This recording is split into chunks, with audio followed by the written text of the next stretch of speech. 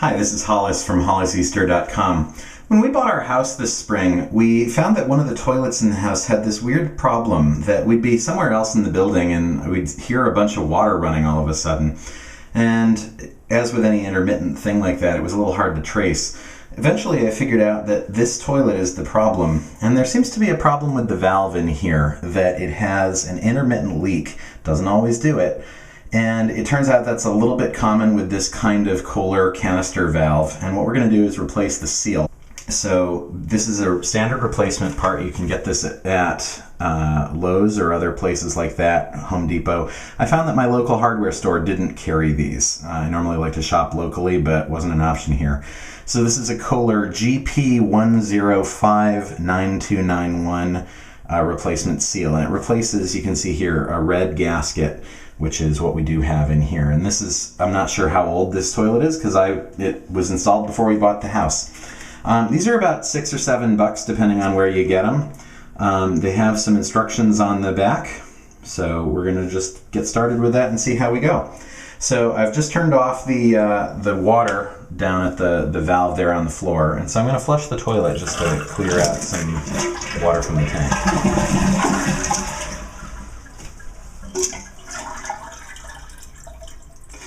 And it's not refilling, so we're good. What we're going to do is pop off that drain hose, or that fill hose. It's a good opportunity to check the chain here and check its length. This seems relatively well suited. So we're going to get that out of the way. Turn this. It's supposed to turn about a quarter turn to the left. Yep, and there we go. And so here's this canister. Let's see, make sure I get that in the frame. Here's this canister. And it's a kind of a clever system, actually. Works pretty nicely, and yeah, it does look like this gasket maybe is a little bit worn. Before I do the gasket, what I'm going to do, just while I have this apart, take a little bit of paper towel and just clean off that seal seat down there in case there's a little bit of some gunk that's gotten on there that's interfering with the seal.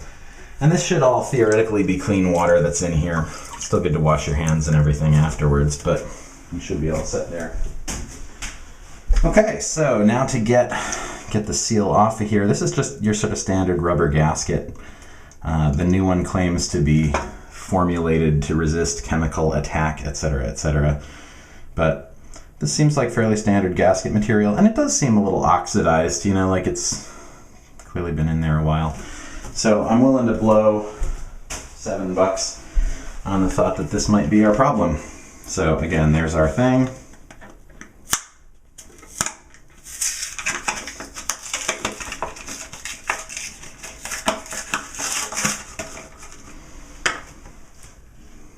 And you can see that this doesn't have the sort of discoloration. It doesn't have the little, sort of apparent damage at the edges that the other one had. So it seems like a good bet. This is a pretty elastic seal, so it should be pretty easy to get on here. Yep, there we go. Just a little water in there. That looks good. So now we will get that back on here.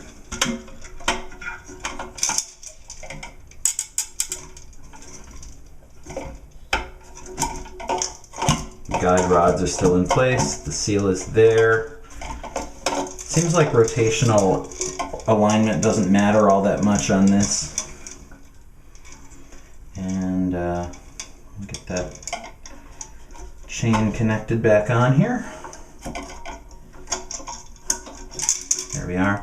Should have, like a quarter to a half inch of play there. Oh, yeah, it's going to rotate itself. There we go. Good. Get the hose back on. Should be all set. Let's turn the water back on and see how it goes.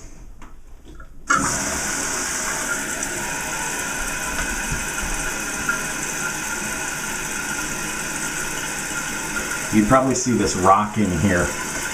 That's a technique that a lot of Vermonters have used over the years for just soaking up some of the extra space in a toilet tank to reduce the amount of water used per flush. My hope is that this fix is going to stop this thing from flushing all the time, which should also reduce our water usage substantially. They used to sell, like I remember back in the 80s and 90s, they would sell like all kinds of custom-built things that you could put in your toilet tanks to soak up that space and make them more water efficient. And it's funny because they were all basically mass-manufactured things that you could replace with a rock or a milk bottle with some gravel in it or whatever. Just interesting. Alright, we should be getting close here.